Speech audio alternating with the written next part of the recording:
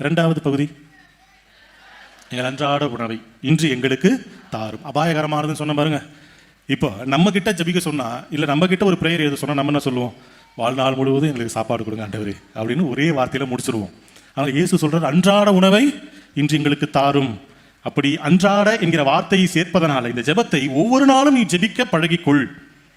அன்றாட உணவை இன்று எங்களுக்கு தாரும் என்றால் ஒவ்வொரு நாளும் நீர் எழுந்து உழைப்பிற்கேற்ப உணவு உனக்கு கிடைக்க நீ முயற்சி செய். அப்ப உழைத்தால் உண்ணலாம் என்கிற சூட்சகமான கருத்தையும் அதிலே புதைத்து வைத்திருக்கிறார். இரண்டாவது, அடுத்தது, எங்களுக்கு எதிராக குற்றம் செய்வது போல, எங்களுக்கு எதிராக குற்றம் செய்வோரை நாங்கள் மன்னிப்பது போல.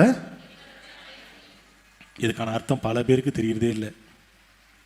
இயேசு எங்க கொண்டு வந்து அந்த இதை ஒழிச்சு வச்சிருக்கிறார் பாருங்க. என்ன? எங்களுக்கு எதிராக குற்றம் செய்வோரை நாங்கள் மன்னிப்பது போல நீர் எங்களை மன்னியும். இயேசுவுக்கு எந்த வேலையும் கிடையாது, ஃப்ரீயா இருக்கார். கடவுளுக்கும் தந்தையாம் இறைவனுக்கு எந்த வேலையும் கிடையாது. இப்ப ஒருவேளை நீங்கள் பிறரை மன்னிக்கவில்லை என்றாலும் நான் உங்களை மன்னிக்கிறேன் கடவுள் சொல்லியிருந்தாருன்னு வச்சுக்கோங்க, தினைக்கும் நம்மளை மன்னிச்சுக்கிட்டே இருக்கணும் அவரு. அதனால அதுல ஒரு இக்கு சேர்த்துட்டாரு. என்ன இக்கு? நீங்கள் பிறரை மன்னிப்பது போல நான் உங்களை மன்னிக்கிறேன்னு சேர்த்துட்டாரு. நம்ம மன்னிக்கிறோமா? சொல்லுங்கப்பா, வாயை திறந்து சொல்லுங்கப்பா. மன்னிக்கிறீங்களா? 18 வருஷ பகை, 10 வருஷ பகை, என்ன பேசினார் தெரியுமா? என்ன செஞ்சார் தெரியுமா?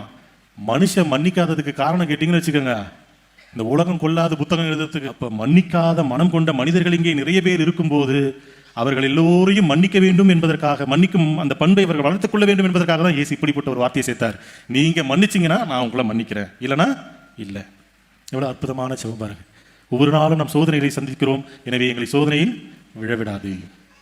அற்புதமான இந்த ஜெபத்தை கற்றுத்தந்த இறைவனுக்கு நன்றி சொல்லி, இன்றைக்கு எல்லோரும் இந்த ஜெபத்தை நாம பாடும்போது எல்லாரும் சேர்ந்து உறக்க உற்சாகமாக பாடி இறைவனுக்கு நன்றி சொல்லுவோம். இந்த ஜெபத்தின் அருமையை புரிந்து கொண்டவர்கள் நாம் அந்த ஜெபத்தை அன்றாட வாழ்வில் நாம ஜெபிக்கும் பழக்கத்தை உருவாக்கிக் கொள்வோம்.